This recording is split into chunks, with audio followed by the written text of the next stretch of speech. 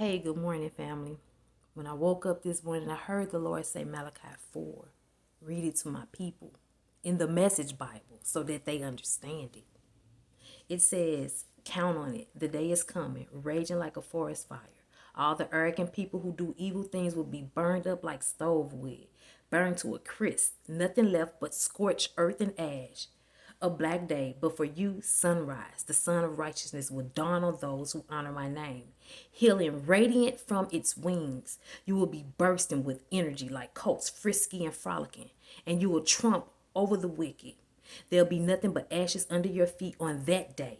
God of the angel army says so.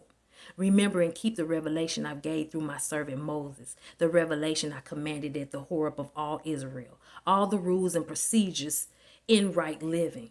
But also look ahead. I'm sending Elijah, the prophet, to clear the way for the big day of God, the decisive judgment day. He will convince parents to look after their children and children to look up to their parents. If they refuse, I'll come and put the land under curse. It's plain and simple. God said for those who honor his name, he will allow the sun to shine on you. But those who keep denying him, his word, his commands, his way of living, he said the sun will shine on you too, but in a different way. You will burn. And it's not to scare anybody because it's right here in the word. The word said it, not me. I'm just being obedient and reading what he told me to tell you. I won't sugarcoat anything because we all know over half of the world is not even living for God. They're living for their own desires. They're living for the standards of the world. And God has a certain standard for his remnant. That's why he said only 144,000 will make it into heaven. There's over 8 billion people in this world. And not even a fraction of 8 billion people will make it into heaven.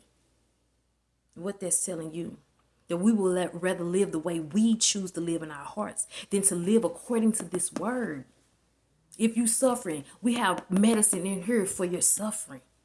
If you're down and out, this book will help you.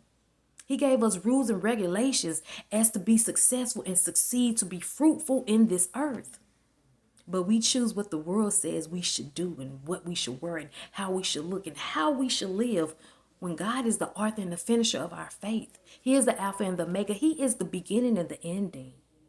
And so I'm just being obedient to help a fellow sister or brother to realize that everybody I know has been saying generation after generation, oh, these are the last days. These are the last days.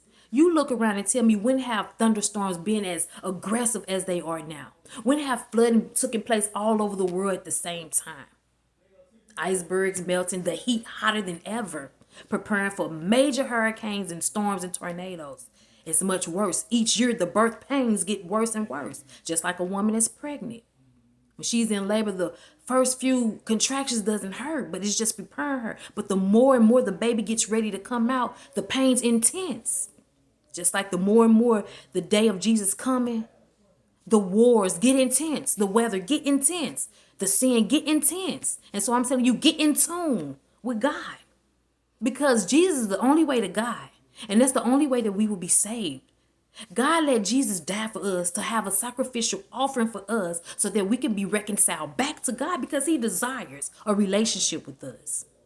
And so I ask that you take heed to the words. It's not my words, because everybody ain't going to be saved. And I'm not the one to come and say, oh, you will be blessed. No, it's certain people that will be blessed because they're being obedient to the word of God. All these prophets get on here and they don't distinguish who they're talking to. They just got everybody thinking that they're going to be blessed, even in their sin. Now, don't get me wrong. God reigns on the just as well as the unjust. But how long do you think he's going to keep showing you his goodness and you don't decide to turn to him? No, he's going to turn his face away from you. And so this morning, I'm encouraging you to just do the will of the Lord, because the safest place to be is in his will. Be blessed.